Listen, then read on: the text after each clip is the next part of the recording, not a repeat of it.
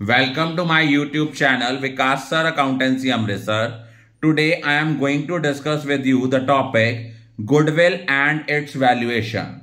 Goodwill क्या होती है बेटा? Goodwill एक ऐसा intangible asset है जो एक फर्म को ज्यादा प्रॉफिट अर्न करने में हेल्प करता है as comparative to normal profit, या जो प्रॉफिट आपकी राइवल फर्म्स अर्न कर रही हैं उसके कंपैरेटिवली ज्यादा प्रॉफिट। फॉर एग्जांपल, जैसे एक ब्रांडेड शोरूम है, या जैसे सपोज बांसल स्वीट्स है। बांसल स्वीट्स वाला कोई स्वीट बॉक्स जो है वो मान लो 1000 का बेचता है, वही स्वीट बॉक्स अगर हम किसी और शॉप से लें वो हमें 800 का मिल जाता है। तो जो बांसल स्वीट्स वाला 200 रुपीज एक्स्ट्रा चार्ज कर रहा है, that is because of its goodwill. अब गुडविल जो होती है ये क्या है? गुडविल एक इनटेंजिबल एसेट है, इसकी कोई सेपरेट एग्जिस्टेंस नहीं होती, बट इसकी वैल्यू है और ये अपने बिजनेस से अलग नहीं है। ये हमें नॉर्मल प्रॉफिट से ज्यादा प्रॉफिट अर्न करने में हेल्प करता है। और ये एग्जिस्टेंस में कब आता है? कई फैक्टर्स हैं जो इसको गुडविल की वैल्यूएशन को इफेक्ट करते हैं। वो कौन कौन से हैं कि आपके पास आपकी बिजनेस प्रेमिसेस की लोकेशन फेवरेबल है कि नहीं है, आपके पास कौन से ब्रांड्स के प्रोडक्ट्स हैं, ट्रेडमार्क्स क्या हैं, मार्केट में आपकी रेपुटेशन क्या है। और गुडविल की जो वैल्यू है it is subjective because it varies from person to person. और पार्टनरशिप के केस में देखा जाए तो ये वो वैल्यू है जो शेयर ऑफ प्रॉफिट जो सैक्रिफाइसिंग पार्टनर सैक्रिफाइस करते हैं on the incoming of new partner. और गुडविल की वैल्यूएशन की नीड कब अराइज होती है? अगर प्रॉफिट शेयरिंग रेशियो चेंज होती है, कोई पार्टनर एडमिट कर रहा है, कोई पार्टनर रिटायर हो रहा है, हमने कोई फर्म बेची है, या दो से ज्यादा फर्म्स मिलके अमलगामेट हो गई हैं। अमलगामेट मीन कंबाइन टुगेदर। इसकी एग्जांपल है जैसे क्वालिटी प्लस वॉल्स मिलके बना क्वालिटी वॉल्स, या हमने एक फर्म को कंपनी में कन्वर्ट कराया है। अकाउंटिंग स्टैंडर्ड 26 क्या कहता है? अकाउंटिंग स्टैंडर्ड 26 डील करता है इनटेंजिबल एसेट्स के साथ। ये कहता है गुडविल को हमने अपनी बुक्स ऑफ अकाउंट्स में तब तक रिकॉर्ड नहीं करना जब तक कि हम उसके लिए कोई पेमेंट पे नहीं करते, until and unless amount is paid for the goodwill। या उसके बाद गुडविल को कौन कौन से फैक्टर्स इफेक्ट करते हैं ये हम ऑलरेडी डिस्कस कर चुके हैं। गुडविल दो तरह की होती है, एक होती है परचेज गुडविल, एक होती है self generated goodwill. Purchase goodwill होता है जो हमने एक्चुअल में पेमेंट करके जिसके लिए कुछ कंसीडरेशन पे की है। Consideration mean something in return पे किया। और सेल्फ जनरेटेड गुडविल होती है इसके लिए हम कुछ पेमेंट नहीं करते, बल्कि हम इसको अपनी बुक्स ऑफ अकाउंट्स में रिकॉग्नाइज कर लेते हैं on the basis of estimation.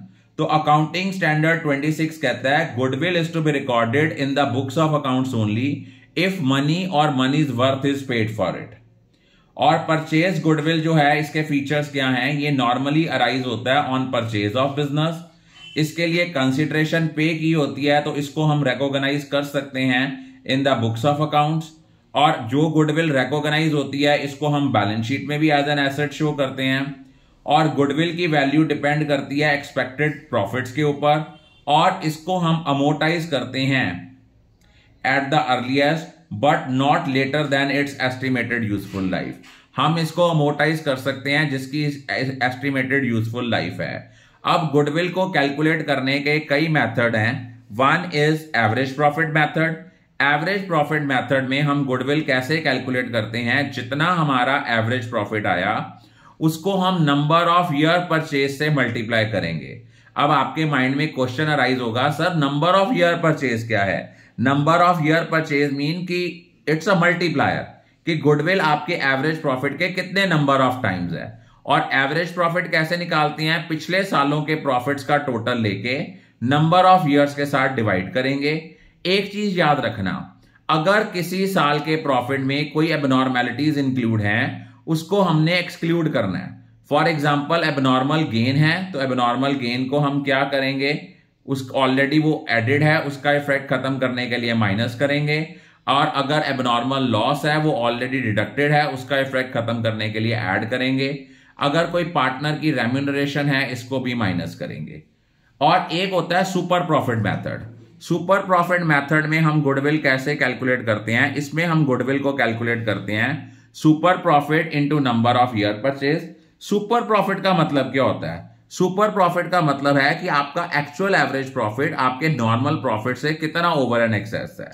तो सुपर प्रॉफिट हम कैसे निकालते हैं बेटा? सुपर प्रॉफिट निकालने का फॉर्मूला होता है actual average profit minus normal profit.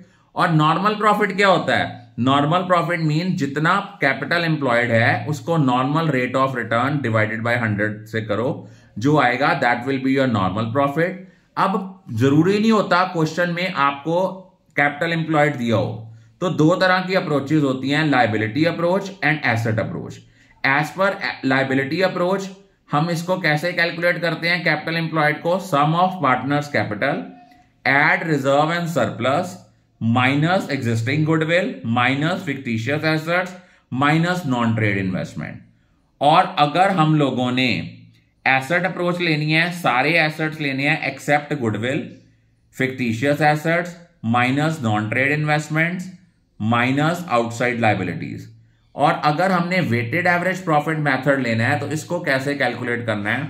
इस मेथड के अंदर गुडविल को कैलकुलेट करने का फॉर्मूला होगा weighted average profit into number of year purchase. अब वेटेड एवरेज प्रॉफिट कैसे निकालते हैं? Sum of weighted adjusted profits. अब जैसे हम वेटेड मीन निकालते थे ना, जो हमारे प्रॉफिट्स होते थे उसको वेट से मल्टीप्लाई करते थे, जो प्रोडक्ट आता था उसका टोटल करके उसको वेट के टोटल के साथ डिवाइड कर देते थे। इन द सेम वे हम यहां करेंगे। अब एग्जामिनर आपसे पेपर में क्वेश्चन जरूर पूछता है, कई बार वाइवा में पूछ लेता है, why weighted average profit method is considered to be best as comparative to average profit method?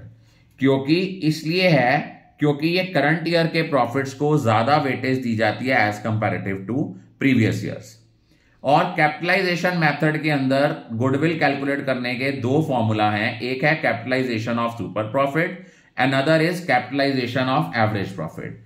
अगर हमने कैपिटलाइजेशन ऑफ सुपर प्रॉफिट करना है तो गुडविल निकालने का फॉर्मूला होता है super profit into 100 over expected rate of return.